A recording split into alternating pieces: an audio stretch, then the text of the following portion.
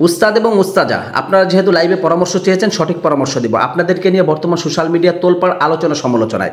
কেন তোলপাড় এটা আপনারাও জানেন, আমরাও জানি, বর্তমান যারা ট্রোল করতেছে তারাও জানে। অর্থাৎ আপনারা কিন্তু কিছুদিন আগে আবু তো হাদনান সাহেব গুম হয়েছিল, তখন কিন্তু সাবিকুন নাহার উস্তাজা সে কিন্তু মিডিয়া আসছে এবং মিডিয়া চিনতে পেরেছে, তখন একবার আলোচনা সমালোচনা হয়েছে। আবার কিছুদিন পরে আপনাদের সংসারের ভিতরে কিছু ঝামেলা হয়েছে, সেটা নিয়ে আপনারা আবার মিডিয়ার ভিতরে আসছেন, সেটা নিয়ে কিন্তু অনেক আলোচনা সমালোচনা হয়েছে ব্যয়বহুলভাবে। আবার কিন্তু খোলা তালাক দিয়েছেন, এটা উস্তাজা সেটা গ্রহণ করেছে। তারপরে আবার কি করছেন, দুইজনে থাকতে না পেরে ছেলে সন্তানের দিকে তাকিয়ে আবার একত্রিত হয়েছেন। এখন এই বিষয়টা নিয়ে আপনাদেরকে আমি সঠিক পরামর্শ দিব, যেহেতু পরামর্শ চেয়েছেন আপনারা, তো লাইভের মাধ্যমে পরামর্শ দিয়ে আপনাদেরকে দুইটা কথার মাধ্যমে পরামর্শ দেবো। একটা হচ্ছে, সংসারের ভিতরে ঝামেলা হতেই পারে, এই ঝামেলাটা আপনাদের ভিতরে সীমাবদ্ধ রাখুন। আপনাদের পরিবার পরিজনের কাছে যদি বলেন বা আপনারা যদি মিডিয়ার কাছে এসে বলেন, তাহলে মানুষ এটা খারাপ চোখে দেখে, মানুষ এটা নিয়ে আলোচনা সমালোচনা করে, মানুষ কটূক্তিমূলক কথা বলে আলেমদেরকে নিয়ে। আপনারা একজন আলেম একজন হালেমা, আপনারা যদি এরকম করেন, মানুষ এটা নিয়ে আলোচনা সমালোচনা করে। আপনারা যেহেতু একত্রিত হয়েছেন, আয়েশা এবং উসমানের দিকে তাকে একত্রিত হয়েছেন, আমি চাই যে সারা জীবন এভাবে থাকেন আপনারা।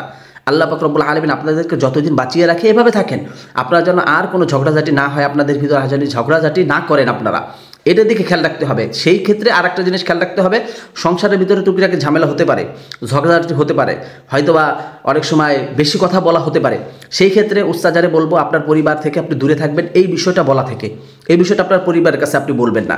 আপনার ভিতরে রাখে স্বামীর সাথে অর্থাৎ উস্তাদের সাথে এই বিষয়টা পরামর্শ করে আপনি একটা ভালোবাসার মাধ্যমে, একটা পরামর্শের মাধ্যমে, ক্ষমা করে দেওয়া এবং ক্ষমা চাওয়ার মাধ্যমে এটা সমাধান করে নেবেন। উস্তাদকেও বলবো যে আপনি তাকে কিছু বলতে গেলে আগে চিন্তা ভাবনা করবেন যে কার কতটুকু অপরাধ এবং কতটুকু তাকে বলা যাবে। এই চিন্তা করে যদি আপনি তাকে কিছু বলেন, সেও কিন্তু আপনাকে চিন্তা করে একটা বিষয় চিন্তা করবে যে তার নামে আমি অন্য কারো কাছে কোনো কিছু বলবো, এই জিনিসটা সেও চিন্তা করবে। এই জন্য সর্বোপরি একটা কথা, সংসারে ঝামেলা হলে দুইজনে সুলহা করে নেন, দুইজনে পরামর্শ করে সংশোধন করে নেন। আপনাদের কাছে জোর করি, বিশেষভাবে জোর করছি, আপনারা প্লিজ আর যেন মিডিয়াতে আপনাদের কোনো বিষয় যেন মিডিয়াতে না আসে, ঠিক আছে? আপনাদেরকে সকলে সম্মান করে, আর উস্তাদরে সবসময় যুবকরা আইডল মনে করে, তো সেইভাবেই আপনি থাকবেন। যেহেতু খোলা তালাক দিয়েছে, আবার একত্রিত হয়েছেন, এটা জায়েজ আছে, করছেন। অনেকজনে না জেনে আলোচনা সমালোচনা করতেছে, তারা করুক, সমস্যা নাই।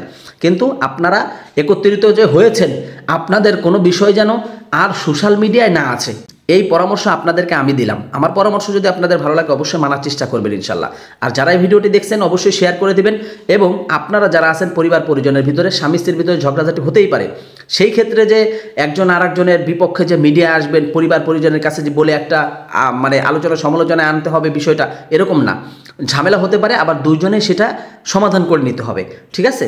তো যাই হোক, উস্তাদ এবং উস্তাজার বিষয়টা শুনতে পারলেন, এবং উস্তাদ এবং উস্তাজারে আবারও বলি যে আপনারা একত্রিত হয়ে থাকেন, আর কোনো ঝগড়াঝাটি করেন না সোশ্যাল মিডিয়ায়, আর কোনো বিষয় আপনাদের কোনো বিষয় আইনেন না। যাই হোক, আপনারা ভালো থাকবেন। তো সবাই ভালো থাকবেন, কমেন্ট করে আপনাদের মূল্যবান মতামত জানাবেন, পরামর্শটা কেমন হলো। যাই হোক, পরামর্শ দিয়েছিলাম শুধুমাত্র এডিটিংয়ের মাধ্যমে, ঠিক আছে? বাস্তবে না, এডিটিংয়ের মাধ্যমে। যদি ভালো লাগে অবশ্যই শেয়ার করে দিবেন। তো সবাই ভালো থাকবেন। আসসালামু আলাইকুম ওয়া রাহমাতুল্লাহি ওয়া বারাকাতুহু।